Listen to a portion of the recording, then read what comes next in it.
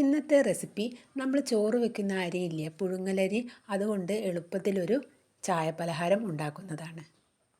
നമുക്ക് എങ്ങനെയാണ് ഉണ്ടാക്കുന്നതെന്ന് നോക്കാം. അതിനു വേണ്ടി ഞാനിവിടെ പുഴുങ്ങലരി എടുത്ത് 3-4 വെള്ളത്തിൽ കഴുകിയതിന് ശേഷം 1 കപ്പാണ് ഞാൻ എടുത്തിട്ടുള്ളത്. അരിയിൽ വെള്ളം ഒഴിച്ചിട്ട് ഞാൻ രാത്രി ഫുള്ളായിട്ട് അത് കുതിരുന്നതിന് വേണ്ടി വെച്ചു. പിറ്റേന്ന് രാവിലെ ആയ സമയത്ത് അത് നന്നായി കുതിർന്ന് വന്നിട്ടുണ്ട്.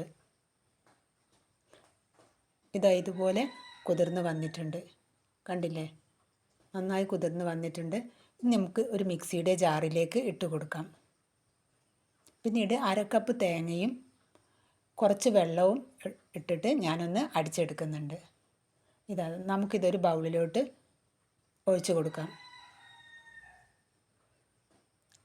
പിന്നീട് ഇതിനാവശ്യമായ ഉപ്പും ഇട്ട് കൊടുക്കുന്നുണ്ട്.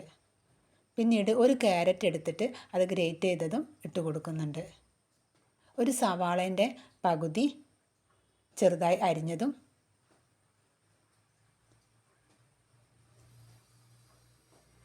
ഇഞ്ചി കഷ്ണം ചെറുതായി അരിഞ്ഞതും, എരിവിന് വേണ്ടിയിട്ട് 1 പച്ചമുളകും,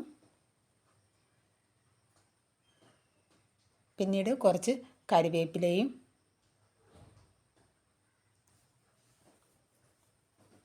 ഒരു നുള്ള് മഞ്ഞൾപ്പൊടിയും,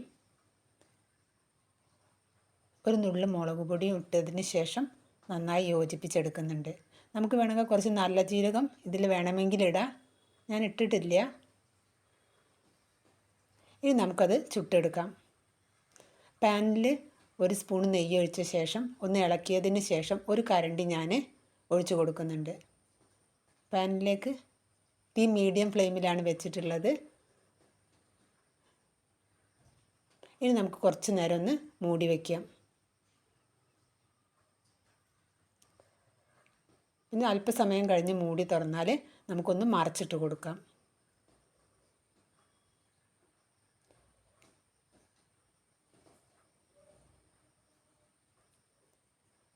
അല്പസമയം കൂടി മൂടി വയ്ക്കാം. ഇപ്പോൾ ആയിട്ടുണ്ട്.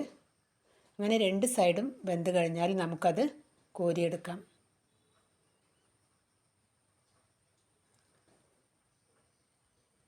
ഇത് നല്ല സോഫ്റ്റ് ഉണ്ട്, നല്ലൊരു രുചിയാണ് ഇത് കഴിക്കുന്ന സമയത്ത്. വീണ്ടും ഞാൻ 1 സ്പൂൺ നെയ്യ് ഒഴിച്ച് കൊടുത്തതിന് ശേഷം ഒന്ന് ഇളക്കിയിട്ട് മാവ് ഒഴിച്ച് കൊടുക്കുന്നുണ്ട്.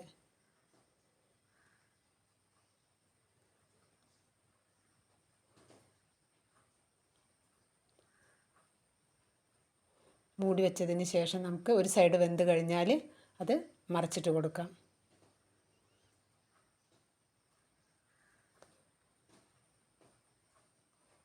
ഇത് കഴിക്കുന്ന സമയത്ത് കറി വേണമെന്നൊന്നുമില്ല, അല്ലാതെ നമുക്കിത് കഴിക്കാൻ നല്ല രുചിയുണ്ട്.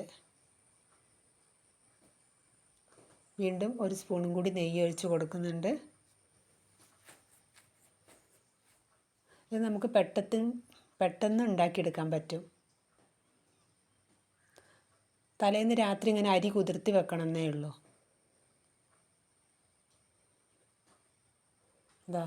അങ്ങനെ ഞാൻ ആ മാവ് കൊണ്ട് മുഴുവനും ചുട്ടെടുത്തു.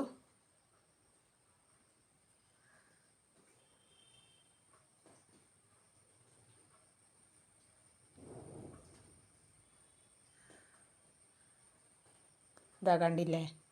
ഞാൻ അടുത്തൊരു വീഡിയോ ആയിട്ട് വരാം.